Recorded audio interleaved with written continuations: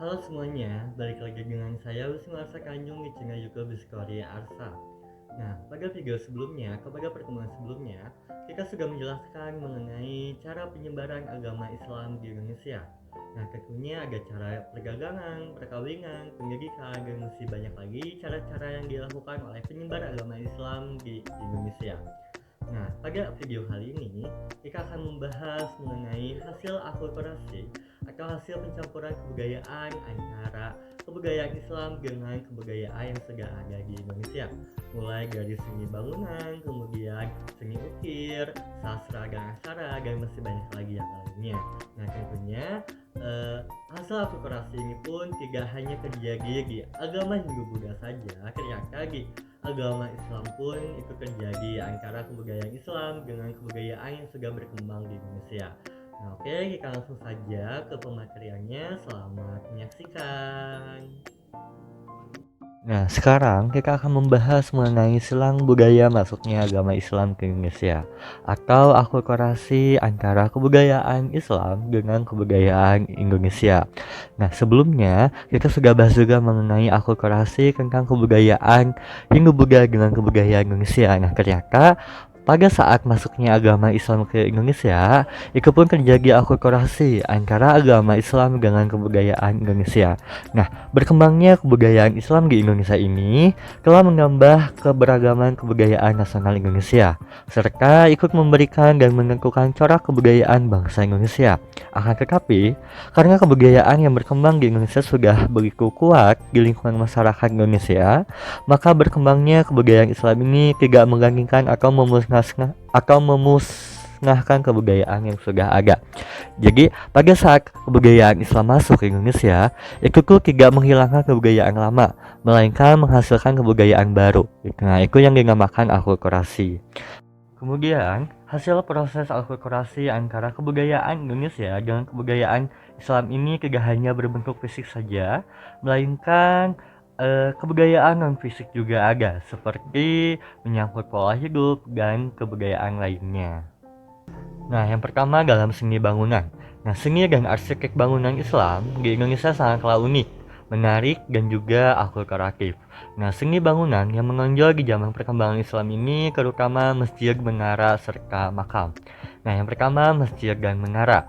Nah, dalam seni bangunan di zaman perkembangan Islam, nampak ada perpaduan antara unsur Islam dengan kebudayaan Indonesia asli yang telah berkembang sebelumnya. Nah, seni bangunan Islam ini yang menonjol adalah masjid. Nah, seperti yang kita ketahui bahwa fungsi utama dari masjid itu adalah tempat untuk beribadah orang Islam. Nah, sebenarnya masjid ini mempunyai fungsi yang sangat luas, yaitu sebagai pusat untuk menyelenggarakan keagamaan Islam, kemudian pusat untuk mempraktikkan ajaran-ajaran persamaan hak dan persahabatan di kalangan umat Islam. Nah, jadi ternyata fungsi masjid ini selain untuk tempat ibadah, ternyata tempat untuk bersilaturahmi dengan kaum Islam lainnya gitu. Jadi tempat berkumpul, tempat untuk mencari ilmu, kemudian tempat untuk bertukar pikiran tentang agama Islam. Nah, demikian pula juga masjid ini dianggap sebagai pusat kebudayaan bagi orang-orang Muslim. Nah, di Indonesia, sebutan masjid ini serta bangunan tempat peribadatan lainnya ada bermacam-macam sesuai dan tergantung kepada masyarakat dan bahasa setempat. Contohnya, sebutan masjid dalam bahasa Jawa lazim disebut dengan masjid. Nah, dalam bahasa Sunda disebut dengan masigit. Sedangkan dalam bahasa Aceh disebut dengan mesegit, dan dalam bahasa Makassar dan Bugis disebut dengan masigi. Nah, itu merupakan cara penyebutan masjid di berbagai macam daerah. Nah, adapun masjid di Indonesia ini memiliki ciri-ciri sebagai berikut. Yang pertama, atapnya berupa atap kumpang, yaitu atap yang bersusun, semakin ke atas semakin kecil, dan tingkat yang paling atas berbentuk limas.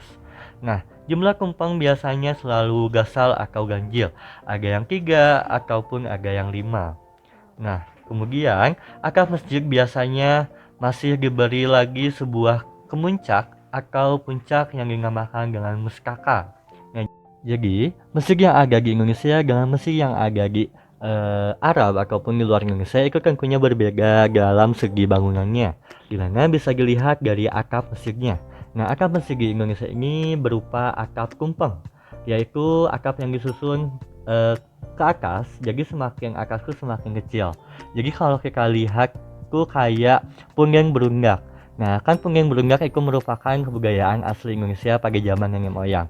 Kemudian kalau dilihat dalam perkembangan Hindu-Buddha, itu bisa dilihat dari Candi Borobudur. Nah, itu kan punggung berundak juga. Nah, itu merupakan hasil akulturasinya. Nah, kalau dalam seni bangunan di Islam, itu bisa dilihat dari atap masjid. Ternyata atap masjid di Indonesia itu seperti berupa tumpeng, yaitu punggung berundak juga. Jadi semakin atas itu semakin kecil. Dan jumlah tumpengnya itu biasanya gasal, yaitu antara 3 maupun 2. Nah, itulah yang membedakan antara masjid yang ada di Indonesia dengan masjid yang ada di luar Indonesia, seperti itu. Nah, kemudian yang kedua, tidak ada menara yang berfungsi sebagai tempat mengumandangkan azan.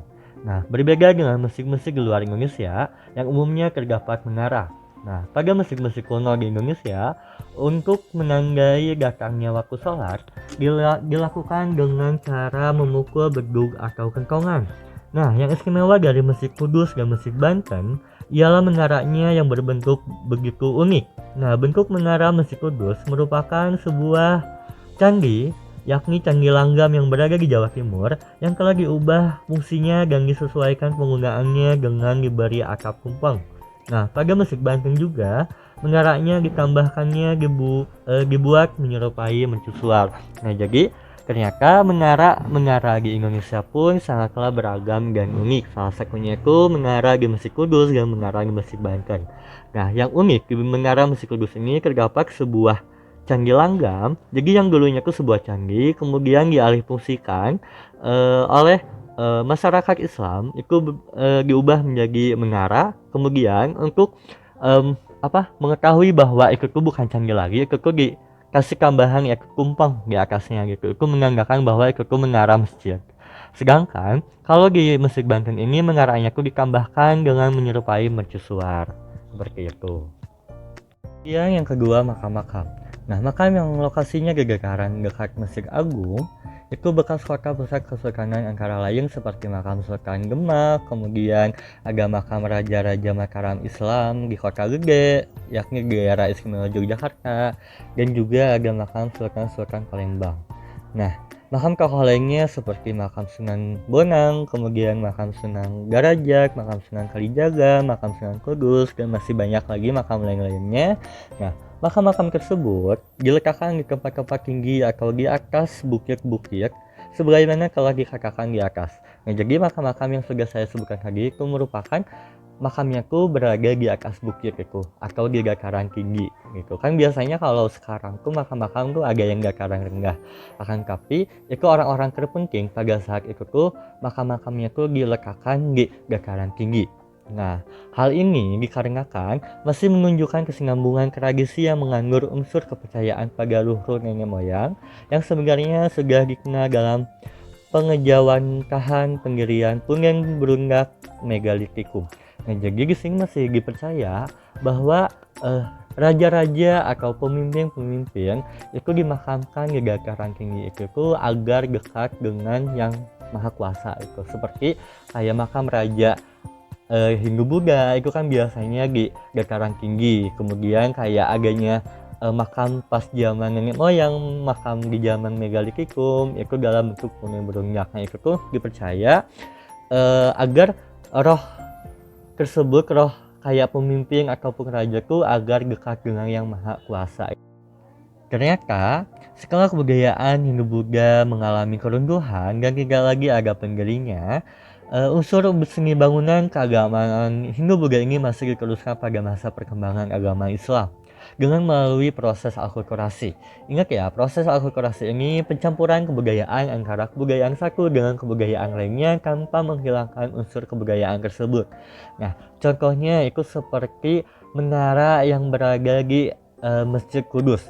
Nah, menara yang berada di Mesir Kudus ini pada awalnya itu sebuah candi, namanya Candi Langgam yang berada di Jawa Timur. Nah, setelah Islam masuk ke Indonesia, nah bentuk Candi Langgam ini tuh beralih fungsi, yang awalnya itu sebuah candi kemudian dialihfungsikan menjadi sebuah menara masjid. Dengan atapnya itu diberi tambahan seperti diberi tumpeng. Nah, itu menandakan bahwa bangunan tersebut itu bukan candi lagi melainkan menara masjid. Nah, kemudian juga makam-makam yang lokasinya di atas bukit, makam yang paling atas biasanya dianggap paling dihormati, misalnya seperti makam Sunan Gunung Jati atau Syarif Hidayatullah di Gunung Sembung. Nah, di bagian teratas kompleks pemakaman Imogiri ialah makam Sultan Agung. Nah, jadi makam-makam yang paling atas itu tuh makam-makam yang paling berpengaruh pada masa itu gitu. Jadi yang paling dihormati, yang paling disegani gitu, yang jadi pemimpin. Di samping bangunan makam, terdapat juga tradisi pemakaman yang sebenarnya bukan berasal dari ajaran Islam, melainkan hasil akulturasi antara kebudayaan Islam dengan kebudayaan Indonesia. Nah, contohnya itu seperti jenazah dimasukkan ke dalam peti. Nah, ternyata tradisi tersebut itu merupakan hasil akulturasi antara kebudayaan Islam dengan kebudayaan Indonesia. Nah, di kebudayaan Indonesia itu dilihat pada zaman kuno itu sudah ada peti, yakni ada peti batu, kubur batu, dan yang lainnya. Nah, dan juga sering pula di atas kubur diletakkan bunga-bunga. Nah, dan juga kan di Indonesia kan setelah ada orang yang meninggal tuh adanya pengajian atau yang disebut dengan tahlilan, itu maupun di hari ke-7 sampai hari ke-1000. Nah, itu kan sering diadakannya selamatan atau yang disebut dengan tahlilan. Nah, ternyata saji-sajian dan selamatan atau tahlilan tersebut itu merupakan pengaruh dari kebudayaan sebelum Islam yang ada di Indonesia. Akan tetapi doa-doanya secara Islam. Hal ini jelas menunjukkan perpaduan. Nah, jadi ternyata adanya tahlilan ataupun salamatan, kemudian adanya sesaji pun itu di sebelum Islam juga di Indonesia sudah ada itu. Nah, akan tetapi setelah Islam masuk, ternyata itu adanya perpaduan kebudayaan antara kebudayaan Indonesia dengan kebudayaan Islam. Dimana di dalam selamatan tersebut itu pasti tentunya diterapkan doa-doa secara Islam agar tidak melenceng dari ajaran Islam. Nah, sudah upacara atau selamatan itu berakhir, barulah kuburan diabadikan, artinya diperkuat dengan bangunan dan batu.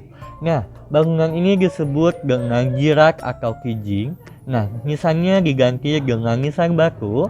Di atas jirak atau kijing ini sering didirikan semacam rumah yang di atasnya disebut dengan cungkup. Nah, itu merupakan hasil akulturasi antara kebudayaan Islam dengan kebudayaan Indonesia dilihat dari segi bangunan makam. Kemudian yang ketiga yaitu seni ukir. Nah, pada masa perkembangan Islam di zaman Magia atau zaman pertengahan, nah berkembangnya ajaran bahwa seni ukir atau patung dan melukis makhluk hidup, apalagi manusia secara nyata, itu tidak diperbolehkan. Nah, di Indonesia ajaran tersebut ditaati. Hal ini menyebabkan seni patung di Indonesia pada zaman Magia atau zaman pertengahan ini kurang berkembang. Nah, padahal pada masa sebelumnya seni patung sangatlah berkembang, baik patung-patung yang berbentuk manusia maupun binatang. Akan tetapi, sesudah zaman Magia atau zaman pertengahan, seni patung berkembang seperti yang dapat kita saksikan sekarang ini. Nah, walaupun seni patung untuk menggambarkan makhluk hidup secara nyata itu tidak diperbolehkan, akan tetapi seni pahat atau seni ukir terus berkembang. Nah, para seniman tidak ragu-ragu mengembangkan seni hias dan seni ukir dengan motif daun-daunan dan bunga-bungaan. Nah, seperti yang telah dikembangkan sebelumnya.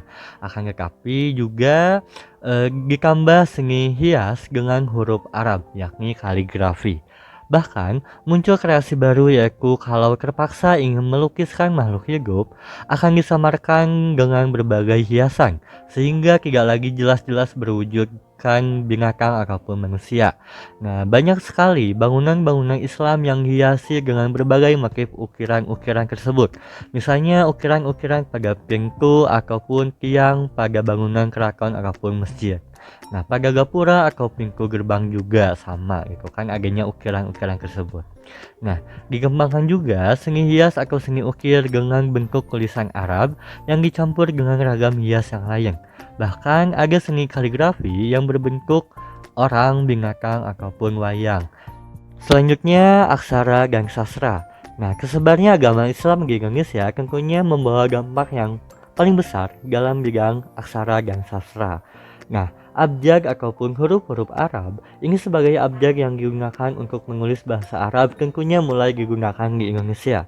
Bahkan, huruf Arab ini digunakan di bidang seni ukir. Nah, berkaitan dengan hal tersebut, perkembangan seni kaligrafi di zaman Magia itu tidak terlepas dari pengaruh unsur sastra sebelumnya. Dengan demikian, terjadilah pencampuran kebudayaan atau akulturasi antara sastra Islam dengan sastra yang berkembang di zaman sebelum Islam. Nah, seni sastra di zaman Islam ini terutama berkembang di daerah Melayu dan di daerah Jawa.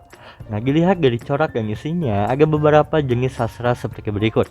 Yang pertama itu ada hikayat. Nah, hikayat adalah karya sastra yang berisi cerita sejarah ataupun dongeng. Nah, dalam hikayat tersebut dituliskan berbagai peristiwa yang menarik, keajaiban, ataupun hal-hal yang tidak masuk akal. Nah, hikayat ini ditulis dalam bentuk gancaran atau karangan bebas atau prosa.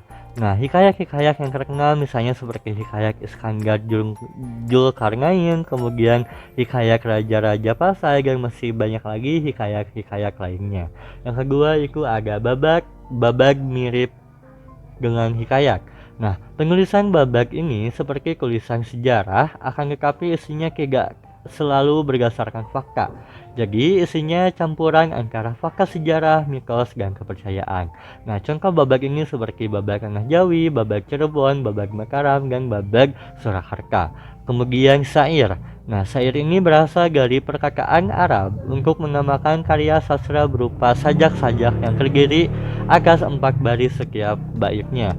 Contohnya, syair Sangat Tua adalah syair yang tertulis pada batu nisan makam Putri Pasai di Mingye 7. Kemudian yang terakhir itu suluk. Nah, suluk merupakan karya sastra yang berupa kitab-kitab dan isinya menjelaskan soal-soal tasawuf.